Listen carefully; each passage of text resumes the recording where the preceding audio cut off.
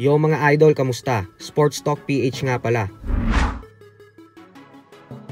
Ang pahayag ni Inoue, pag-usapan natin yan mga idol. Ngunit bago ang lahat ay huwag kakalimutang mag-subscribe at i-click ang notification bell button for more sports talk. So para nga po sa mga hindi nakakaalam ay pagkatapos ng laban ng current undisputed super bantamweight world champion Japanese monster Naoya Inoue, kung saan tinalo niya si TJ Duheny via 7th round knockout, ay direktang sinabi ng promoter nito na si Bob Arum na muli umanong lalaban si Inoue sa baluarte nito sa bansang Japan sa buwan ng December upang depensahan ulit ang kanyang mga titulo. At ang nangunguna nga po sa listahan ng mga potensyal na makakasagupa ni Inoue dito ay ang isa sa mga mandatory challenger niya na pambato ng Australia na si Sam Goodman. Pero ayon nga po kay Arum ay pagkatapos daw ng laban na ito ni Inoue sa December, ay dadalhin niya na ito sa Las Vegas sa Amerika upang doon naman lumaban sa buwan ng Abril sa susunod na taon, kung saan planong gawin ni Arum ang mega showdown sa pagitan ni Inoue at ng kapwa niya Japanese fighter na si current undefeated WBC Bantamweight World Champion Junto Nakatani. Pero ganun pa man nga po ay pinag-iisipan pa din ni Bob Arum kung sa Amerika niya ba talaga gagawin ang bakbakan ng dalawa o kaya naman ay sa Tokyo Dome sa Japan. Gawa ng paniguradong mas malaki ang kikitain nila kung sa Japan ito gagawin kumpara sa Las Vegas. Subalit mukhang hindi nga po magiging madali para kay Arum na ikasa ang Inoue versus Nakatani.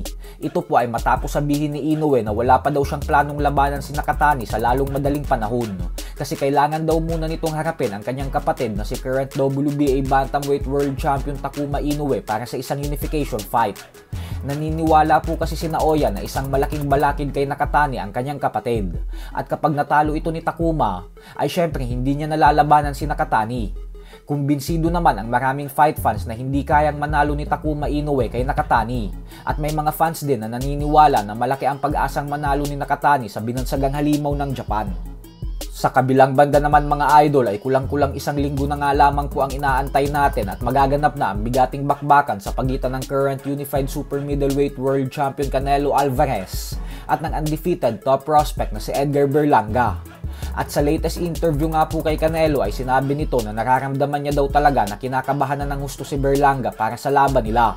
Gawa ng kailanman umano ay hindi pa ito nakakaranas ng sobrang laking laban at sobrang lakas na kalaban na katulad sa kanya. Bukod dyan ay kumbinsido din si Canelo na yung pag-aangas sa kanya ni Berlanga sa kanilang face-off ay isang patunay din daw ito na kabado talaga si Berlanga. Kasi ganyan daw ang mga sintomas ng mga fighters na natatakot. Nag-aangas umano ang mga ito upang palakasin ang mga loob nila. Pero sa katunayan umano ay nangangatog na ang mga tuhod nito. So hanggang dito na lang po muna tayo mga idol. Sports Talk PH, kakaiba ang laban ng mga Pinoy. Lakas at dedikasyon ng armas ng tinuon. Kamaong nagbabaga, ang sayo ay babaon. Mga Pinoy